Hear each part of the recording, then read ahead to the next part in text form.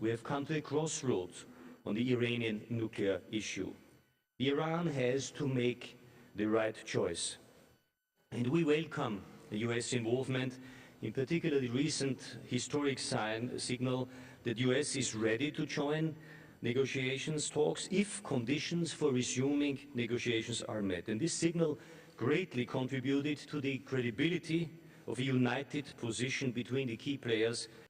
This is my first statement. I now invite the President of the United States. It's very important for the leadership in Iran to look at the world and say Europe and the United States and Russia and China are united in our common desire to make sure that Iranians do not develop a nuclear weapon. And step one of achieving a diplomatic success is to share a goal. And there's no question we share the goal of Iran not having the capacity and or a nuclear weapon. It would be a terrible situation if they developed a weapon. The Iranians have said that they will end uranium. So I understand the concerns of the leaders. They expressed the concern. And I understand their concerns, but let me explain my position. First, I'd like to end Guantanamo. I'd like it to be over with.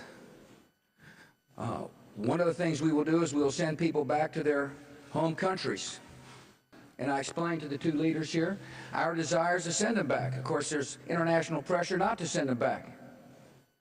But hopefully we'll be able to resolve that when they go back to their own country. There are some who need to be tried in U.S. courts. They're cold-blooded killers.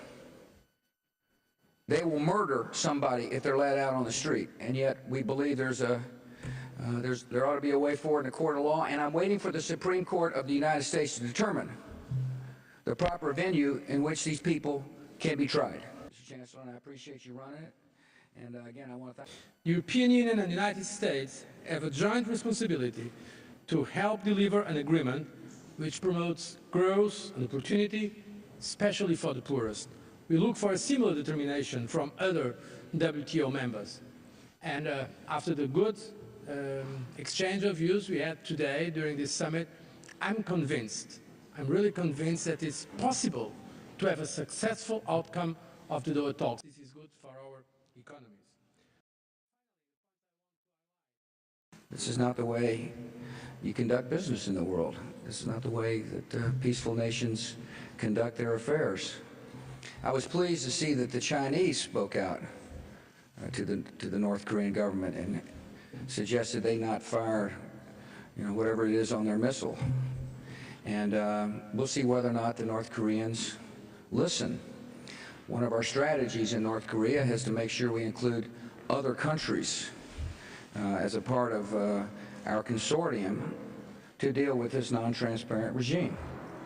Most Europeans consider the United States the biggest threat to global stability. Do you have any regrets about that?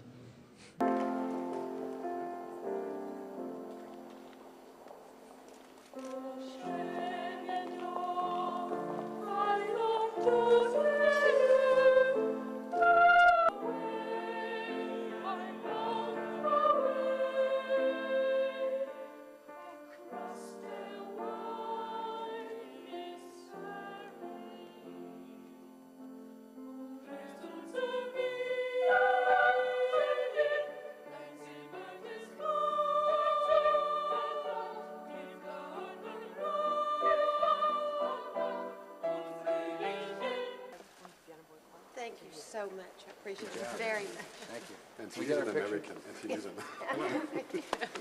Thank you all very much. Very good job. Thanks. Yeah.